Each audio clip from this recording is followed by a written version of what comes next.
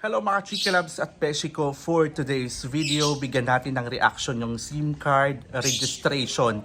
Kasi guys, mga Beshiko, meron ba namang nakapag-registered na unggoy? Anong masasabi mo doon, Nak? Nakapag-register na unggoy. Grabe naman, bakit naman pati yung mga unggoy nakakapag-register sa ating SIM card registration, di ba? Yes. So, hindi mahigpit talaga ang palisiya dito sa Philippines, no? Tama. Napakapalpak po. Ayan, sa mga nakaupo po dyan, nananawagan po kami na ayusin nyo yan. Sobrang disappointed po ang nararanasan namin.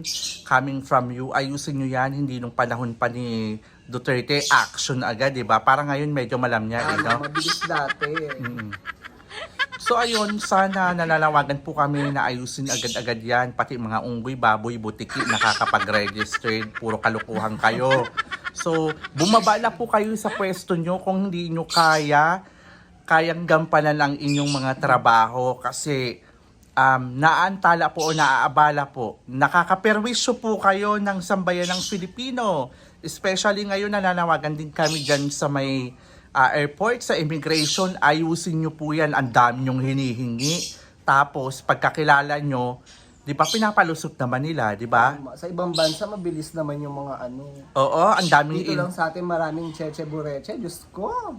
Anong masasabi mo sa ano dito sa immigration sa atin? Ay nako, dito sa atin sa immigration, maraming ganyan, hinaharang-harang kesyo wala daw ganito, ganyan. Ang dami lang hinahanap ng mga ano. May requirements. anti-human trafficking, kemi-kemi. Diyos ko, kung mamamatay ka, gano'n as simple as that, di ba? Huwag hayaan nyo na yan kasi pinaghihirapan naman nila yung pera nila, eh, di ba? Tapos i-offload nyo lang, bayaran nyo yan. Lahat ng nasa immigration, di ba? Correct. Well, sa other country naman, ang bilis-bilis makapag-travel, di ba? Yes. Dito lang naman sa atin may mga ganyang eksena. Tapos papapasukin sa pangalawang pintuan, ayun nung sinasabing kasunduan. Kasunduan. Mga hinayupak kayo, hindi kayo magkanda, may tay. Alright, ayan, maraming salamat po at good morning po sa lahat.